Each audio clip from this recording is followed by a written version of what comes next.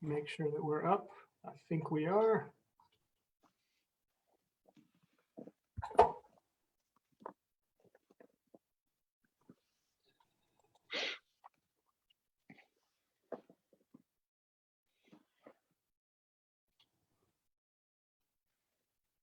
All right, yeah. Hey, everybody. Sorry for that little delay right there. I'd like to welcome everyone who is watching on Zoom and on Facebook Live.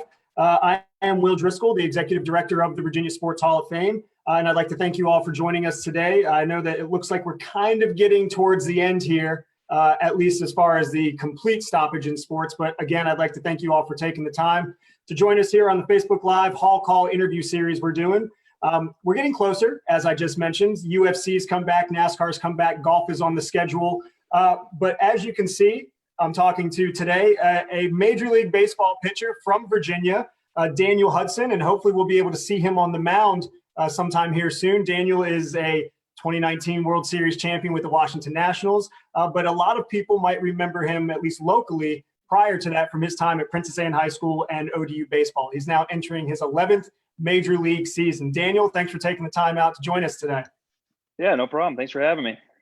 Absolutely. Now, obviously, everybody, this is on Facebook Live. So if you do have any questions you want us to get asked, please feel free to put them on the feed and we'll see if we can get them up on the stream. Now, let's jump right into it. 1 year ago today, the Nationals were 19-29. However, you were in Toronto, so you had nothing to do with that record at all. Fast forward a few months and you were acquired in a pretty much was a key deadline deal for the Nationals. What was going through your head as you were making that transition from Toronto, who was kind of struggling at the time, very young, talented team, to the Nationals, who were surging? Yeah, so I don't know, even before I was in Toronto, I was actually in spring training with the Angels last season, and thought I had a pretty good shot of making that club, but get down to the end of camp and there's some roster crunching going on, and they basically told me I was on the outside looking in, and they're going to give me my my out at the end of the camp and basically just release me so I could hopefully have a chance to sign with another team pretty quick. And luckily the Blue Jays had a need right there at the end of camp, and I literally went from here in Phoenix, Tempe to Dunedin, Florida, back up to Toronto in about 36 hours. And 3 days later, it's opening day in Toronto. So that was kind of a whirlwind week. And like you said, Toronto kind of struggled. We weren't really playing that well early on.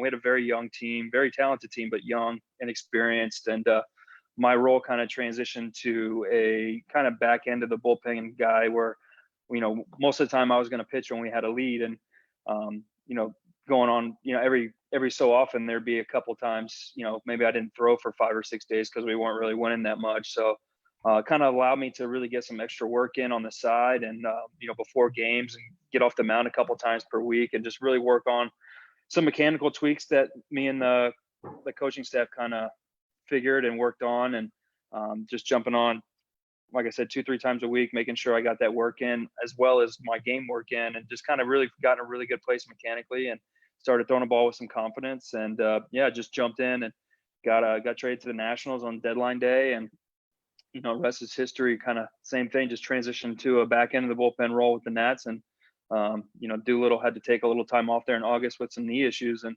just kind of transitioned to an 8th inning, 9th inning guy. And I found myself pitching, a lot of 9th innings in the middle of a pennant chase, which was exciting.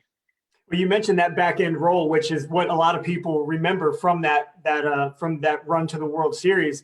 Winning the World Series in and of itself is rare, but being the guy who's a part of the clinching moment is even more rare. It only happens once a year, and it's usually a couple guys, but you are ingrained in people's memories now. Kind of take us through, that moment, a couple moments actually, of one, warming up in the bullpen, knowing you're going in the 9th inning with the lead, making that run from the bullpen to the mound, and then finally that ultimate pitch that won the Nats the World Series. Yeah, I've told this story a few times now. Max really struggled. Scherzer really struggled, or not struggled, but he just battled really hard against the Astros there the first 5 innings, and they really ran his pitch count up, and he was gassed after 5. So they went with another starter, Corbin. Patrick Corbin came out of the bullpen. He was probably only going to go 1 or 2. That was the original plan. And literally, probably from the 6th inning on, in the 6th, 7th, and 8th, if Pat got into trouble, I was going to have literally the next guy. So I was warming up in the 6th inning, the 7th inning, and the 8th inning. And then finally, Corbin got through the 8th inning pretty much unscathed, and they called down and said, "Hey, you got the 9th inning." And that's when it kind of sat in, and I was like, "Oh man, this is it right here." Luckily, we scored 2 more runs in the top of the 9th to kind of give us a 4-run cushion instead of 2. And then originally the plan was I was only going to face the first 2 guys. It was Springer and Altuve because they're both right-handed, and then Brantley was coming up. So Doolittle was warming up behind me. He was going to come in to get the lefty-lefty matchup on Brantley. So my thinking as I'm warming up and jogging in from the bullpen is I can't screw this up. We're up 4. I can't screw it up in 2 hitters.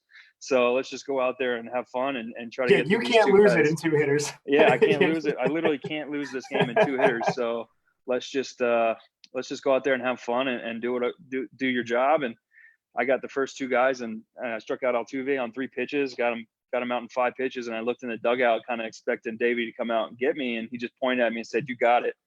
And I was like, "Oh, I got to lock it back in now." So let's go get Brantley and get out of here with a ring.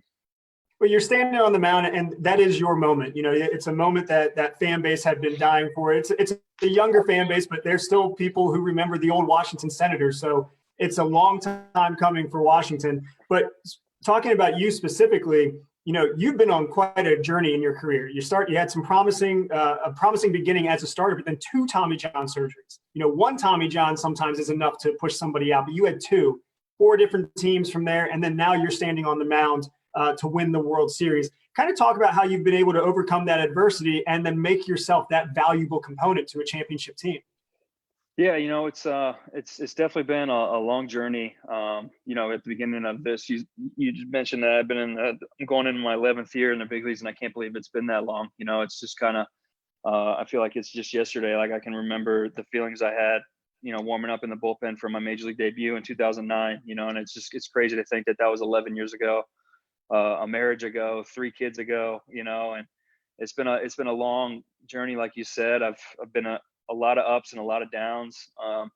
But I think what really got me through all those downtimes, with the injuries and, struggle there for a little while in a couple seasons, was just the strong support system I have at home. I have great parents, great loving family here. I got 3 girls that love me more than anything. My wife really got me through those hard times, and just really lean on that support system and, go through the rehab and, that moment of standing there on the mound, Game 7, and throwing that final pitch and jumping in your catcher's arms and having your guys mob you on the pitcher's mound. I mean, that makes all that worth it. All that stuff that you go through, all the blood, sweat, and tears you pour into this game at 25 years of playing it.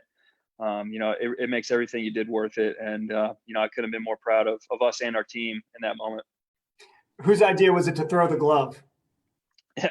It's kind of weird. I did it after the wild card game. I just kind of like, the wild card game was just such a quick turn of events. Everybody that watched it knows what happened. Soto getting that hit, and I'm warming up. I was going to go pitch the 9th inning no matter what, even if we were still losing 3-1. Soto gets the hit, it gets past the right fielder.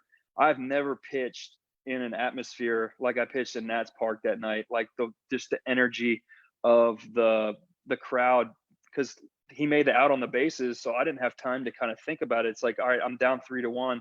I'm going to pitch. Then all of a sudden we're up 4-3. And now I got a chance to send us to the division series. And the moment that he got out on the bases and the crowd was just so into it, I couldn't even hear my entrance music, when I was jogging in from the bullpen. That's how loud the stadium was.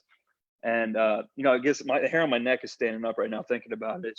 It was so crazy. So I got the 3rd out in the wild card game, and I just kind of just black out. I watched it the next day.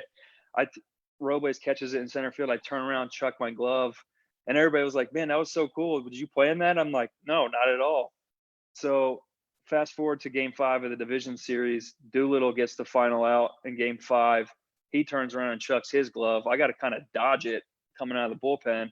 And I was like, I don't know if he was kind of making fun of me right there or what. So again, fast forward to Game 4 of the NLCS. Oh, crap. You still there? Yeah, I'm here. Sorry. No, that's good. I just hit the side button. I just hit the side button on my phone. Fast forward to NLCS Game 4, and really high pop up to Robles in center field. I'm like, I got to chuck this glove again. So I did it again after Robles caught it. So all 3 of those outs, came on fly balls at center field. So we each had time to kind of think about it. On the last two, I get the strikeout and I'm like, oh yeah, I got to throw this glove. So I turn around and chuck it. By the time I remember, all the guys are running out. I got to throw it up over everybody now so I don't hit anybody in the face. So I don't know where it ended up, but somebody grabbed it and put it in my locker for me, thankfully. I'd be interested to see the velocity on it because that thing came out of your hand like a rocket. I know. I definitely didn't mean to throw it that hard. That's for sure. We don't have, as you know, here in Virginia, we don't have, a hometown team per se. We have minor leagues and things like that. Kind of talk about once you get that trade to the Nationals and now you're in the thick of it. Down here, we get all the Nationals games, so your family locally can watch. You have that support base. You even played with Ryan Zimmerman, another Virginia Beach guy. You mentioned Doolittle, who went to UVA. There's all these Virginia connections on that team, and Nats Park is a stone's throw away from the border. Did that make it any more special being able to do it where everybody in your support group really could see you win the World Series? Yeah, man, that was cool. I can't tell you how many of my friends, high school friends, guys I went to college with. A lot of them literally like they work and live up in the DMV, the DC area now. Like it's crazy. Like I would get, it was awesome. I get texts, calls, hey, let's go grab a beer after this game. I'm coming to the game tonight. Let's meet up afterwards or something like that. And it was really cool to kind of experience that. My wife and I had actually kind of talked about that one time. The first time I was in free agency. The Nats kind of called and had some interest, but it just didn't, nothing really lined up. And my wife and I talked about it. We would say how cool, because my wife's from Richmond. Obviously, we both went to ODU together, and we always thought it'd be cool to be in that atmosphere, to play closer to home. And obviously, Zim, I was still in high school and college when Zim was kind of bursting on the scene with the Nats, and seeing the local papers and the coverage of Zim, I always thought that was really neat to kind of have that, every morning there'd be a Zimmerman update at the bottom of the front page of the sports page in the Pilot, So I thought that would be really neat to kind of experience that. And yeah, I definitely lived up to the hype, man. That was really cool to, my brother could shoot up from Virginia Beach. My dad could shoot up there for a weekend, catch a game or two. And, I never had that. I played on the West Coast for the majority of my career. I live in Arizona now. I played here for 6.5 years, played in LA for a season. So to have that experience where I could literally just, even if I wanted to, just shoot down and visit my dad and my brother on an off day if I wanted to, that was really cool. Now, you guys really haven't had the chance to, kind of celebrate outside of the actual celebrations, but celebrate, with the fans winning the World Series and being the defending champs. But this Sunday, you are getting your rings in the virtual ring ceremony. Now, reports have said that the rings have already been mailed out. Are you under strict orders to not open the ring, or have you seen the rings yet?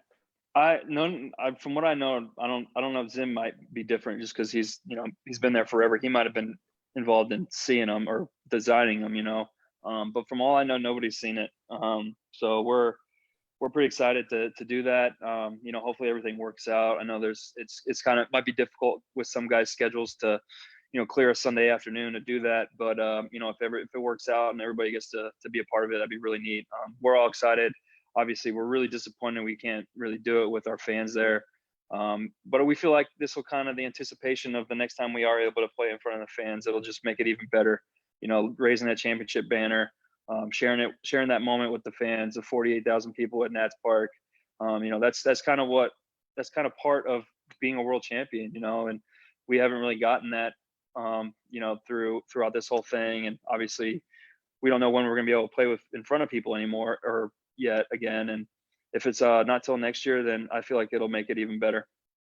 Well, diehard Nats fans will know the significance of the date, May 24th, but that was the day last year that they hit rock bottom and they were 19-31. And then from there, we all know what happened. But now let's kind of fast forward into this current situation. You guys were knee deep in preparation. I mean, we're weeks away from starting the season and everything is put on hold and you have no clue at that time what's going on. And really right now, you might still not have a clue, but how challenging has it been these last 2 months to maintain a level of fitness, preparedness for that moment when you could get the call to say, hey, you got to get back to the facility? Yeah, it's been really difficult. Obviously in Arizona, I'm sure it's the same in Virginia. Talking to my dad, he still lives back there. And we literally just started reopening stuff last week here in Arizona. So my wife and I bit the bullet. We got a Peloton bike and I have some kettlebell stuff I've been throwing into a net It's just kind of do what you can, like just doing body weight circuits in the backyard, using the steps by the hot tub, using for step ups, it's just doing what you can. And unfortunately it is getting kind of hot here now. So we got to kind of get our workouts in the morning before it gets really hot. But yeah, I mean, we were, going diving head first into the season, man. Like you said, we were 2-3 weeks away from opening the season in New York. And, like you said, everything gets put on hold, and we actually were thinking about staying there in Florida for a couple of weeks and just kind of trying to wait it out. And then sure enough, a week later, they said, hey, we're not doing anything for at least 8 weeks. So let's just we just decided to get out of there and come home to Arizona. We feel like we could get more stuff done and get the kids kind of more in a regular routine. Especially when they close the beaches in Florida, they're all right. Now we really don't have anything to do, so let's go home. And, like you said, it's been difficult, but everybody's in the same boat, man. And, we're just trying to take it one day at a time. And as Davey said last year, every single day, let's just go 1-0 today and win your day and, see what tomorrow brings. How much prep time do you think you guys and the rest of the league would need to basically do a sprint to the finish of an 80, 100 game season? Like, what was a modified spring training look like? I think hopefully we get at least 3 weeks. I think that would give all the starters 2 or 3 times through rotation, maybe to get built up through, 3 or 4 innings. I think they're going to give us some advanced expanded rosters at least at the beginning. So hopefully that'll take some of the burden off of the starters and some of the bullpen guys. But yeah, I mean, it's just like I said, 2-3 weeks. Hopefully we get that done, and we'll get out there and start winning some ball games there in July. If fans are not allowed, which obviously at the very beginning they're not going to be, and then maybe even as you progress, you might see a small number. Do you think it's better to play the games in the big cavernous major league stadiums, or are we looking at the scenario where maybe playing in Florida and Arizona in these small minor league facilities is probably a better atmosphere? I think most of us just getting the kind of the gist of everybody's thoughts. I feel like most everybody kind of wants to go to our home fields, home stadiums.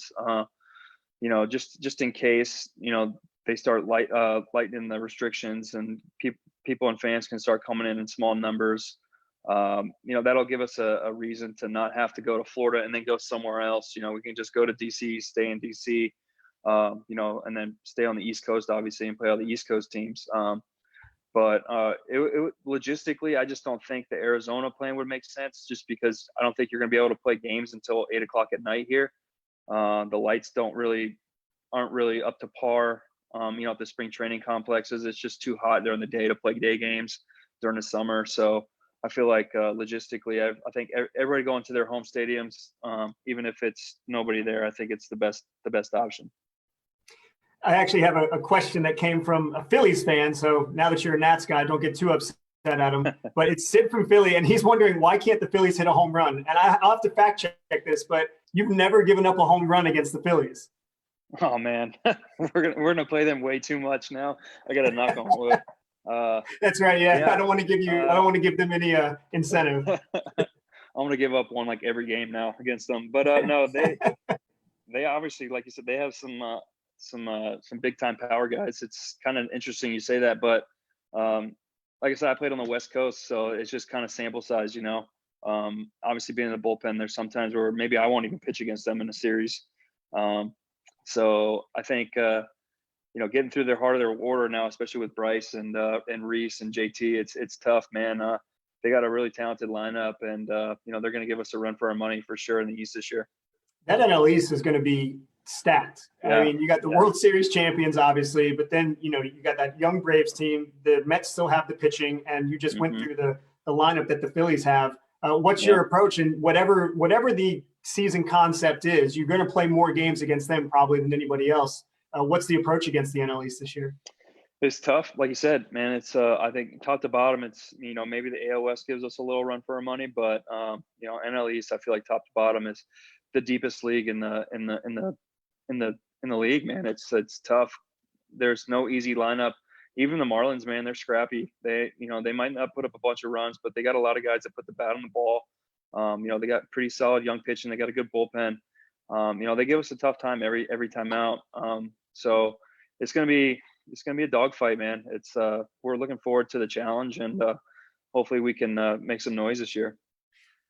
Got a couple more for you. This is a fun fact I actually learned in kind of prepping for this. In 2011, you won the Silver Slugger at the pitching position when you batted 277. And we're not talking a small sample size. You started 33 games that year, drove in 14 runs, and you had a homer. Are you ever in your manager's ear saying, "Hey, I don't think I'm going to pitch today, but how about that pinch hitting? How about that pinch hitting opportunity?"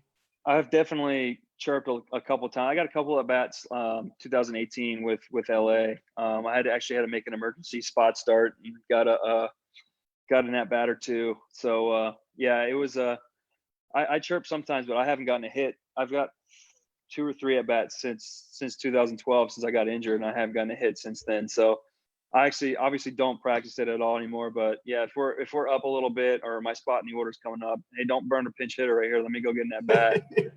But none of them it never really works. They're all just like, yeah, we can't afford you getting hurt or something like that, So, it's frustrating because I do know, at least back in the day, I could handle my own. But yeah, it is what it is.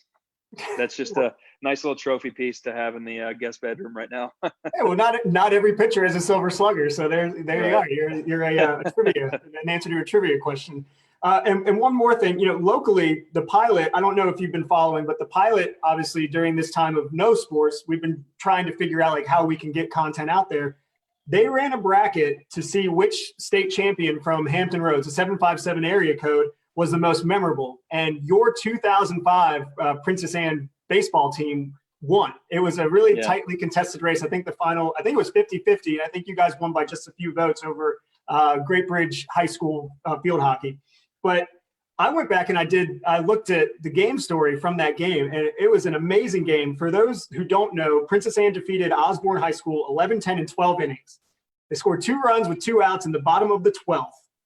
You actually started the game that day. And after 3 innings, you guys were down 8-0. But this blows my mind. And I don't know if you could do this in high school now. You still went on to pitch 10 innings and throw 164 pitches that day. Kept the team in the game. These are the stories that legends are made of. What do you remember about that game, that team, and that moment becoming a state champion?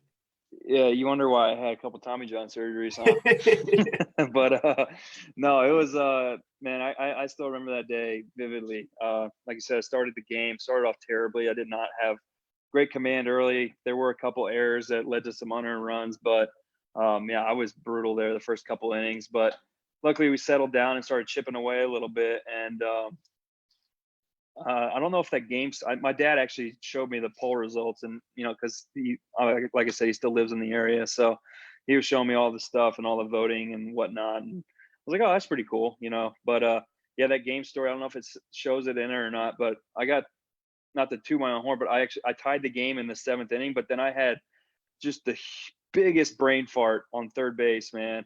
I'm saying on third base, I think there's 1 out. I'm the winning run. I just tied the game. I'm the winning run, the bottom of the 7th inning, and my guy comes up and hits a fly ball to left field. And for whatever reason, I don't tag up. I just start jogging to home. So I get doubled off third base, and I was the winning run. I don't know why I didn't tag up. I was like, oh my God, I can't believe it. So I think that's kind of the reason why I just was like, I'm staying in this game. I'm pitching more. So I just went out and threw 3 more innings. I was actually going to go out again in the 11th, but I think back then there was a rule that said you couldn't throw more than 10 innings in 1 week. You did it in one game. So I did it in 1 game, so I couldn't go pitch anymore. Luckily we got, because I think 2 games before, our other pitcher, Zach Woods, he came in and relieved me. I think he only had 3, because he threw a complete game on Friday night. So he was down to his last inning. So I don't know who was going to pitch if we didn't tie that thing up or win the game in the 12th. So it's pretty interesting, man. It was a lot of fun. I remember it vividly. Yeah, it was reading the game story. It just sounds like one of those amazing moments. And hopefully we have more amazing moments here coming up soon. Hopefully baseball can get back on, not just in the high school level, but the college level. You're a big ODU guy. And then hopefully we can see you play for the Nats sometime soon. So Daniel, it's been a pleasure catching up with you. I really appreciate you taking the time. I know you got plans to go to the zoo today, a drive-through zoo out in Arizona. Yeah, I got to get the kids out of the house some way, That's right. That's right. Well, we hope you and your family stay safe. Again, thanks for joining us. And I'd like to thank everyone who did tune in. And actually, we did just get one thing. Sean Markham did hit a homer off of you for the Phillies. So the juju's gone. You're fine. You don't have to knock on wood or anything. So I remember that because Markham was with the Brewers. It was a grand slam. I gave up okay, grand slam so to the pitcher. it wasn't a Philly. Right. Yeah, I gave up a grand slam to the pitcher that year in 2011. I was like, that was pretty cool.